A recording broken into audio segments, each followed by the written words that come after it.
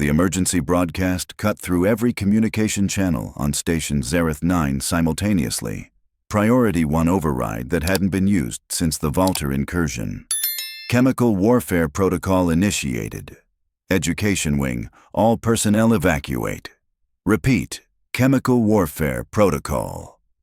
Station Commander Zilax was halfway through his morning status report when his entire command center lit up like a supernova.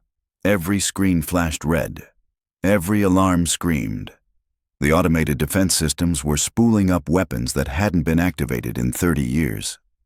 Status, he barked, his 3 primary arms already pulling up tactical displays. Sir, atmospheric sensors detected massive contamination event in Education Wing, Section 7, his tactical officer reported, her voice climbing an octave. The substance, it's registering as Calrix compound, highly concentrated, 37 life forms exposed. Zilax felt his blood crystallize. Calrix, the same compound that had turned the Korvathi Civil War into a bloodbath lasting 2 decades. The substance that triggered uncontrollable territorial aggression in one of the galaxy's most dangerous predator species. Evacuation status. Sir, the subjects they're juveniles. Korvathi cubs. 30 of them. Get hazmat teams there now. Full combat support. If those cubs go into territorial rage... He didn't finish. Everyone knew what happened when young Korvathi entered bloodlust. The station's hull might not survive. Zilax ran. The education wing was 3 sectors away. He made it in 4 minutes, passing panicked civilians being herded by security. The hazmat teams were already breaching the door when he arrived, their sealed suits designed to withstand biological warfare agents. What he saw through the observation window made him question his own sanity. 30 Korvathi cubs, apex predators whose adult forms could tear through reinforced steel, were covered head to toe in vibrant colors. Reds, blues, yellows, greens, purples. They were laughing, playing, pressing their small paws against large white sheets attached to the walls, leaving colorful prints. And in the center of it all stood a human woman, completely uncovered, completely calm, holding what appeared to be a small brush. "Oh good, you're here," the human said cheerfully as the hazmat team burst through the door. "Could you grab some extra towels from the supply closet?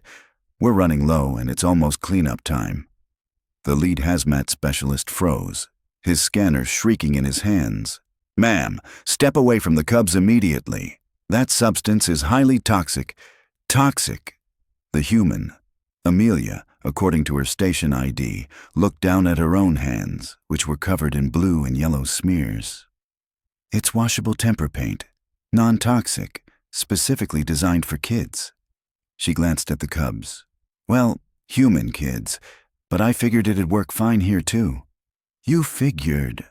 Zilax pushed past the hazmat team, his voice reaching a pitch he didn't know he could produce. "You exposed 30 Korvathi cubs to Calrix compound because you figured." "Calrix, what now?" Amelia tilted her head. "Sir, I don't know what you think this is, but I ordered this paint from the station supply catalog. Educational materials, Section 12. It's literally just paint." One of the cubs, a small female with distinctive silver markings, toddled over, leaving yellow footprints on the floor. She held up a paper covered in enthusiastic brushstrokes. "Teacher Amelia, look, I made the sun." "That's beautiful, sweetie." Amelia beamed at the cub, completely ignoring the armed security team taking positions around the room. "Why don't you go show your friends?" The cub chirped happily and bounded back to a group of other cubs who were gathered around a large collaborative mural. They made encouraging noises at her artwork. One patted her shoulder with a paint-covered paw. Zilax's worldview cracked down the middle. "Commander," his tactical officer whispered through his comm, "the cubs should be attacking each other. Calrix exposure in juveniles causes immediate territorial aggression. The literature says 98% fatality rate in group settings. I can see that they're not attacking, Lieutenant. But, sir, they can't not be attacking. It's biologically impossible." On the far side of the room, 2 cubs were actively sharing a single paintbrush, taking turns applying green to their joint project.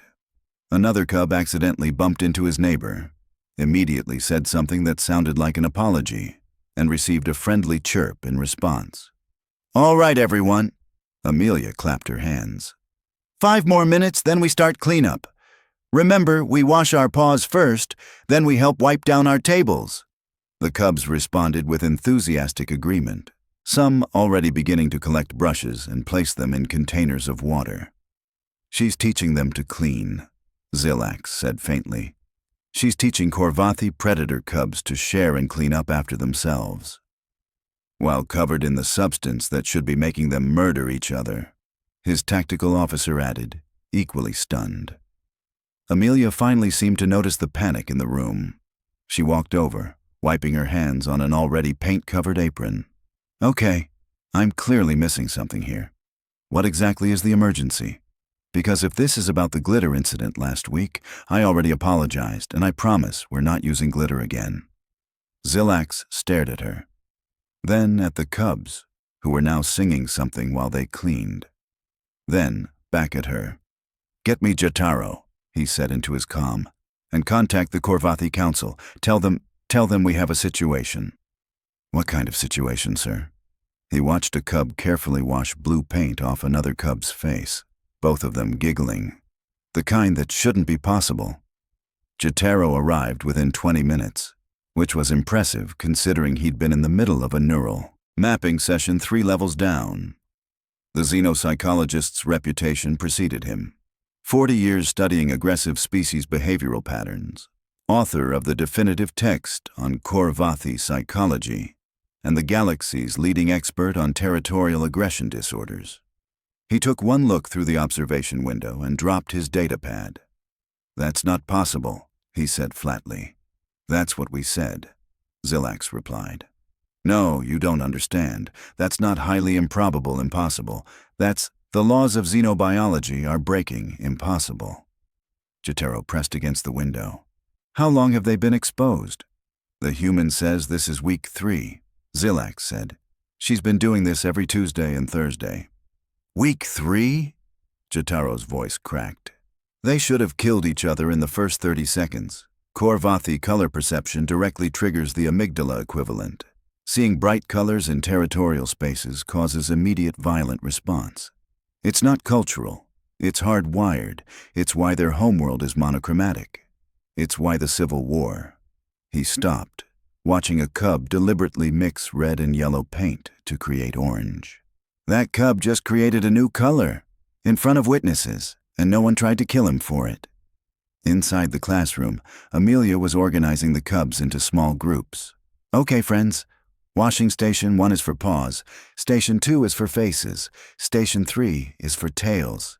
Yes, Crix, I see you got paint on your tail again. How do you even manage that?"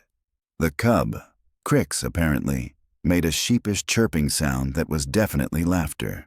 "They have names," Jotaro whispered. "She knows their names. She's developed individual relationships with 30 Corvathi cubs." "Is that unusual?" "Commander, most Corvathi don't form individual bonds with their own children until after the proving age at 12 years old. Before that, they're just cubs in a communal group. It prevents attachment before determining which ones survive to adulthood." Jotaro's hands were shaking. "She's treating them like they matter individually, don't they? That's not..." Jotaro grabbed his datapad from the floor. "I need to run cognitive scans, neural imaging, hormone panels. This could be a mass hallucination, some kind of station-wide psychosis. The atmospheric sensors confirm the Calric's presence." "Then the cubs should be dead," Jotaro practically shouted. "I wrote my doctoral thesis on the Corvathi Civil War. They weaponized color. Entire cities were painted with Calric's compounds and left for the populations to slaughter each other. The substance doesn't allow peaceful coexistence. It can't." A soft chime interrupted them. Zilax checked his comm and felt his organs rearrange themselves with dread. "The parents have arrived." "Oh, perfect," Jotaro said with bitter sarcasm. "Because what this situation needs is adult Corvathi seeing their cubs covered in war paint." The first parent through the door was a female named Ralix, her scales dark with protective fury. She'd received the emergency notification and crossed half the station in record time, ready to defend her cub against contamination threats. She stopped dead in the doorway.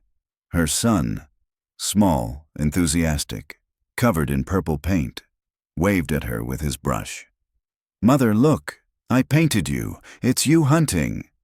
He held up a paper with vigorous purple brush strokes that might have been a figure, if you squinted and used considerable imagination. "Kesh?" Ralix's voice was strangled. You're covered in color." "Teacher Amelia says I have a good eye for composition," Kesh chirped proudly. "That means I'm good at making pictures." More parents arrived. A father, 2 mothers traveling together, a guardian. Each one stopped, stared, and made sounds of biological distress. "Hi there," Amelia waved cheerfully, apparently immune to the mounting horror in the room. "You must be the parents. Your kids did amazing today. We worked on color theory and cooperative mural painting. Oh, and fair warning, some of them have paint in their ear ridges. Just use warm water and gentle soap. Should come right out." "Color theory," one of the fathers repeated weakly. "You taught our children about colors," a mother said, her voice oscillating between octaves. "Well, yeah, it's age-appropriate curriculum. Colors, shapes, basic artistic expression, helps with fine motor skills and emotional regulation." Amelia checked her datapad. "Next week we're doing pattern recognition with stamps. I ordered these really cute star and circle shapes that—" "Stop!" The voice came from the doorway, carrying enough authority that everyone froze. Counselor Kaeldra entered the room like a force of nature. She was old, ancient by Korvathi standards, her scales bearing the distinctive scars of the Civil War. She'd lost 2 clutches of cubs to the color weapons. She'd helped write the 17 interstellar treaties banning Calric's compounds. She looked at the cubs, at the paint, at the collaborative mural showing childish renditions of the station, space, and what might have been their families. Her grandson was in the center of the group, carefully washing blue paint off a smaller cub's face, both of them humming. "Tralix," she said softly. "Come here." The cub looked up, saw his grandmother, and his eyes widened, but instead of fear, he showed excitement. "Grandmother, I made you something." He scurried over, leaving blue footprints, and pressed a paint-covered paper into her hands. "It's our family. That's you, and that's Mother, and that's me, and we're all together." Kaeldra stared at the paper, at the blue and green and yellow figures holding hands, at colors that should have made her grandson try to kill everyone in the room. "What," she said very quietly, "have you done to our children?" Amelia blinked. "I taught them art? That's not possible." And yet, Amelia gestured at the room of cheerful, paint-covered cubs. "Here we are." The emergency session of the Galactic Education Board convened within the hour, conducted via hologram in the station's main conference room. 12 species represented, including 3 Korvathi educational authorities who looked like they were attending their own funeral. Amelia sat at the center table, still wearing her paint-covered apron, looking increasingly confused by the escalating panic around her. "Let me make sure I understand this correctly," Board Director Zenthal said, their translator struggling with their rapid speech. "You have exposed 30 Korvathi cubs to concentrated Calric's compound, repeatedly for 3 standard weeks with 0 fatalities. I mean, if you ignore Tommy, that's what I call Tralix, eating paint that one time, then yeah, 0 incidents." Amelia shrugged. "He was fine after I made him drink some water. Turned out he just wanted to see if yellow tasted like sunshine. He ingested the compound." Jotaro looked faint. "Like I said, he was fine. Little upset stomach maybe, but the median lethal dose for Calric's ingestion in Korvathi juveniles is 0.03 grams. Jotaro interrupted. "How much did he consume?" "I don't know, maybe a teaspoon." He licked his paintbrush. "A teaspoon?" Jotaro's voice hit frequencies that made the translator glitch. That's approximately 15 grams. He should have experienced complete neural cascade, organ failure, cellular breakdown. He burped and said it tasted weird. Amelia frowned. Look, are we sure we're talking about the same stuff? Because this is literally just washable tempera paint. I've used it with hundreds of kids back on Earth. It's completely safe. Caldra, who had been silent until now, spoke. Show us your teaching methodology. From the beginning. Okay, sure. Amelia pulled up her datapad. So, week 1, I introduced the concept during circle time, explained that we'd be using colors to express ourselves, set up some basic rules, no paint in mouths after the Tommy incident, keep paint on paper or designated surfaces, clean up when we're done, and share materials. Share, Caldra repeated. You taught them to share. Well, yeah. I only have so many paintbrushes, and there's 30 kids. They have to take turns. Amelia scrolled through her notes. First day was a little chaotic. They didn't really understand the concept of waiting. But we practiced, and by day 3 they were doing great. Now they even helped the younger ones reach the paint supplies. Younger ones, Jotaro said numbly. You established a hierarchy based on assistance rather than dominance. I established basic kindergarten social skills, Amelia corrected. By week 2, we started collaborative projects. That big mural in there, that's all of them working together. They planned it, divided up sections, helped each other when someone couldn't reach or needed a color mixed. Divided responsibilities, Caldra said, her voice hollow. Cooperative planning, mutual assistance. Right. And the best part is watching their conflict resolution skills develop. Last Thursday, 2 cubs both wanted the red paint at the same time. I was about to step in, but they actually talked it out themselves. Decided one would use it first, then the other. No pushing, no grabbing. They just communicated. The silence in the conference room was deafening. Director, Caldra said finally, I request permission to bring in Vexthul. We need neural imaging immediately. Vexthul arrived with enough scanning equipment to outfit a research vessel. The xenobiologist set up his instruments with shaking hands, muttering calculations under his breath. Baseline Korvathi juvenile neural patterns show hyperactive amygdala function, he explained while calibrating. Territorial response centers operate at approximately 300% compared to adults. It's evolutionary. Keeps them aggressive enough to survive communal rearing where adults won't protect individuals. The color aggression response should be even more pronounced in juveniles, not less. He ran the first scan on Kesh, Ralix's son, who sat perfectly still because Teacher Amelia says we help scientists by being good listeners. The results appeared on the holographic display. Vexthul stared, checked his equipment, ran the scan again, got the same results. This is impossible, he whispered. What? Zilax demanded. The territorial aggression centers.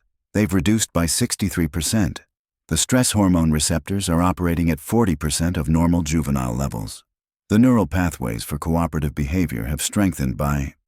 He scrolled through data, his expression increasingly panicked.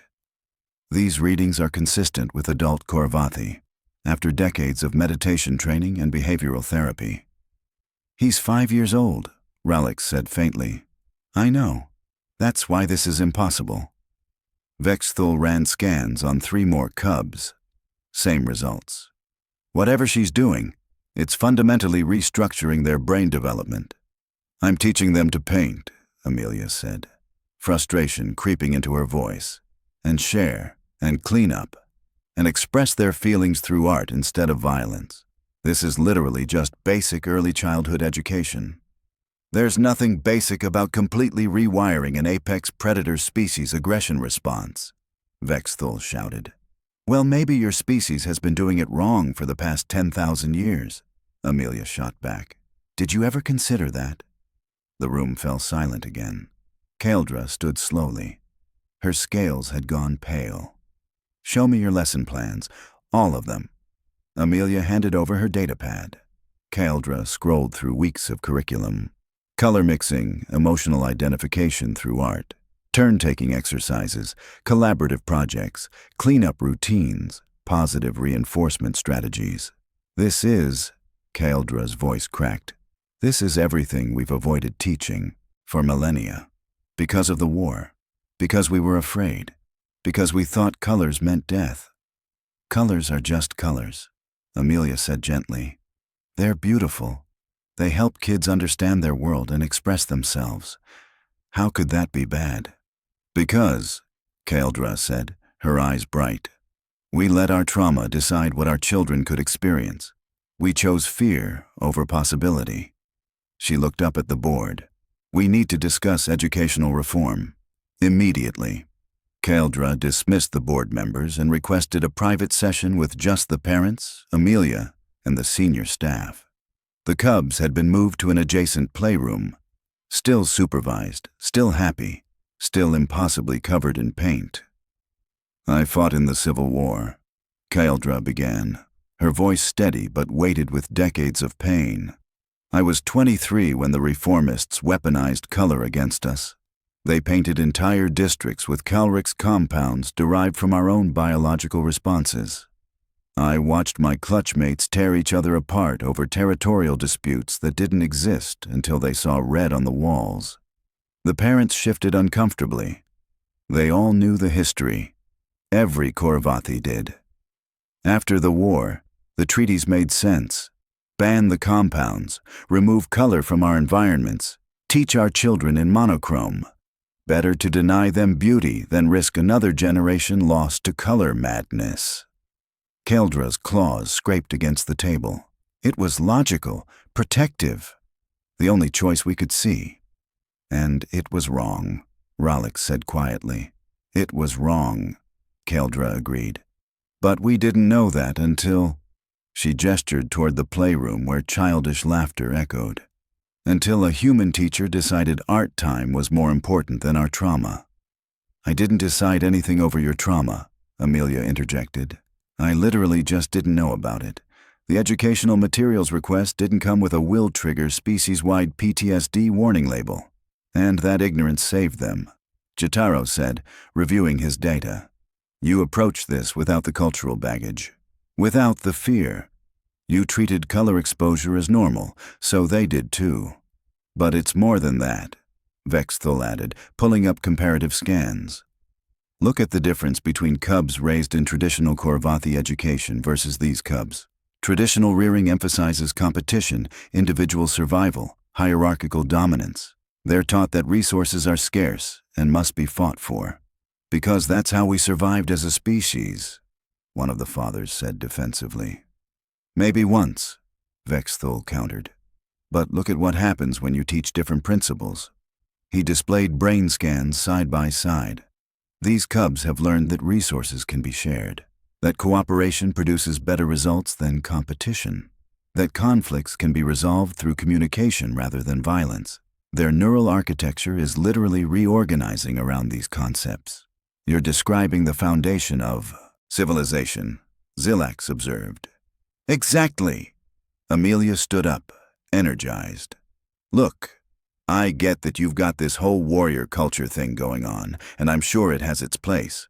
But these are 5-year-olds. They're not supposed to be warriors yet. They're supposed to be kids. Playing, learning, figuring out how to exist in the world with other people without everything being a fight. We don't know how to do that, Kaeldra admitted. Our entire educational philosophy is built around preparing cubs for conflict, teaching them to be strong, independent, aggressive enough to claim their place in society. And how's that working out for you? Amelia asked pointedly. Because from what I've read in the station files, Kauravathi have the highest rates of adult violence in the quadrant. Your therapy industry is massive. Your social cohesion indices are terrible. Maybe, just maybe, starting kids off with everyone is your enemy isn't the best approach. Ralix made a sound between a laugh and a sob. My son told me yesterday that he wants to be an artist. An artist. Do you know how long it's been since a Kauravathi chose art as a profession? Centuries, Kaeldra said. Since before the war. He wants to make beautiful things for people, Ralix continued. He wants to make them happy. And I realized I don't even have the cultural context to support that dream because we've forgotten how to value creation over destruction. The weight of that statement settled over the room. The other cubs are the same, another parent added. My daughter came home and asked why our quarters don't have colors. She wanted to paint her room yellow because it makes her feel like sunshine. Mine organized his toy collection by color and spent an hour explaining why he put them in that specific order, a mother said. He's developing aesthetic preferences, a sense of beauty. These are concepts we don't even teach until adulthood, if ever. Jotaro was frantically taking notes. This is a complete paradigm shift. You're not just teaching art, you're teaching an entirely different approach to existence. One based on cooperation, creation, and emotional expression rather than competition, survival, and emotional suppression. I'm teaching kindergarten, Amelia said tiredly. This is what kindergarten is on Earth.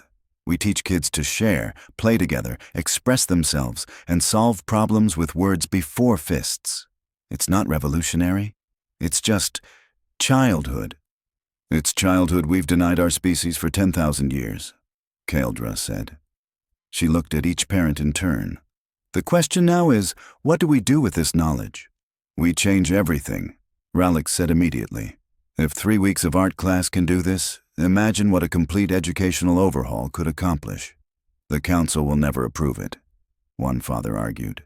This contradicts everything we've built our society on. Then we show them the data, Vexthul said.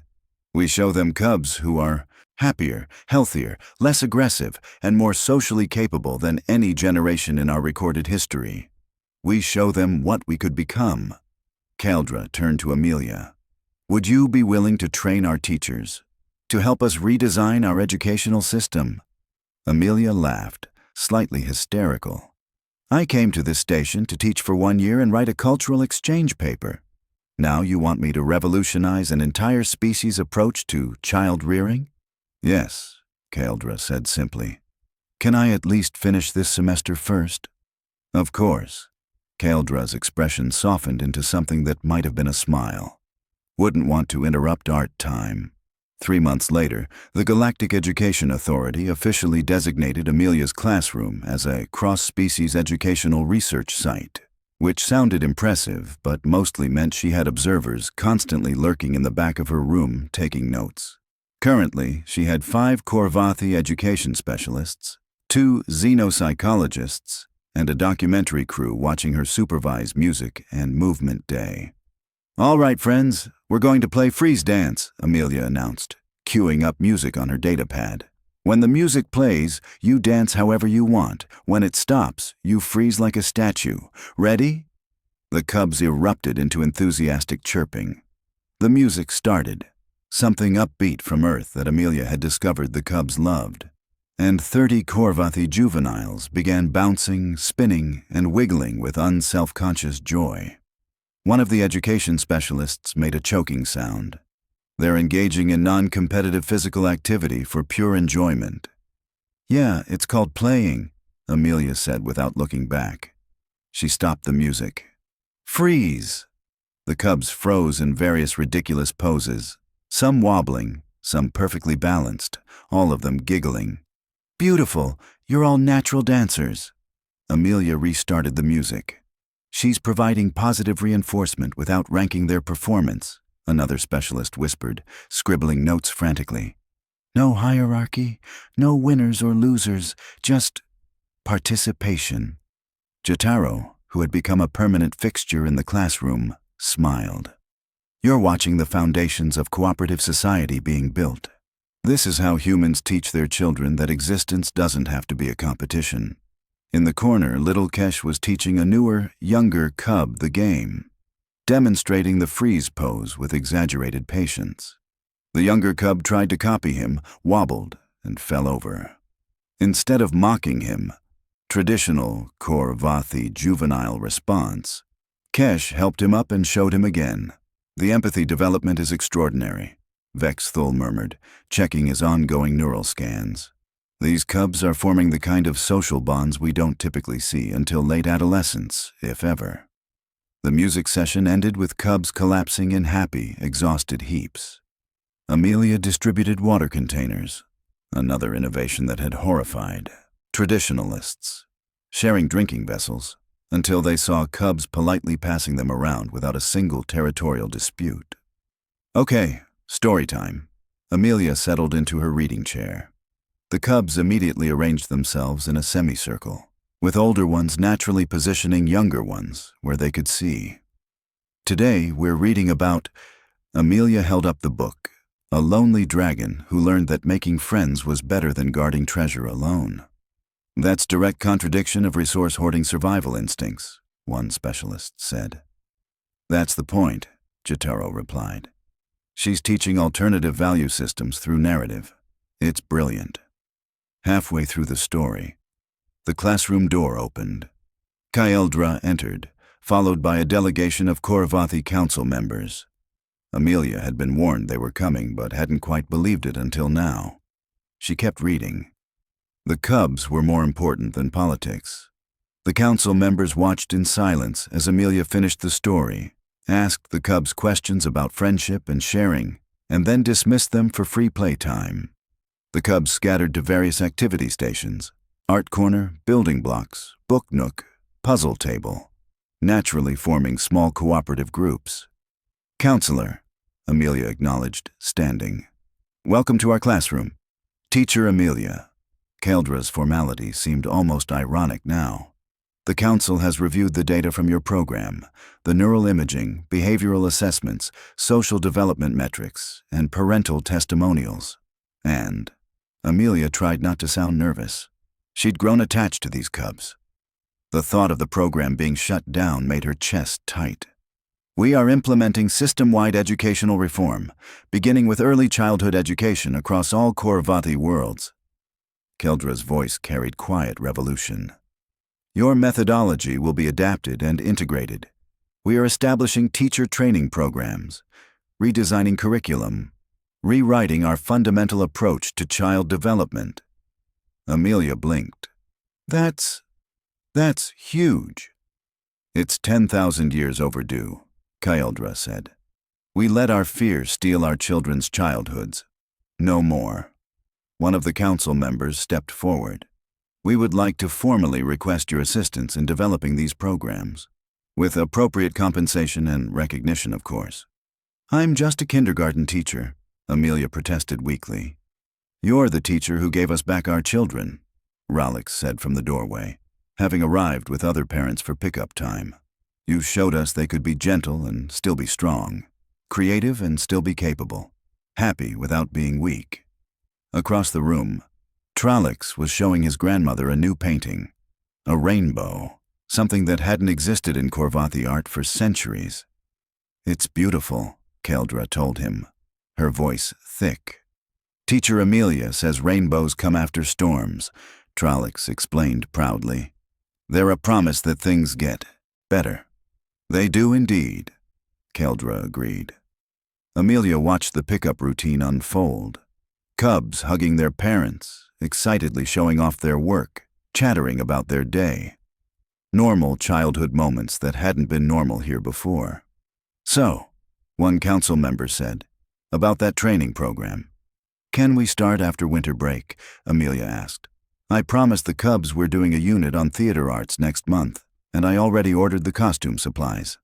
Theater arts, the council member repeated faintly. Oh yes, Jotaro said with barely suppressed glee. Wait until you see what happens when you teach Korvathi cubs about dramatic expression and collaborative storytelling. Amelia grinned. It's going to be amazing.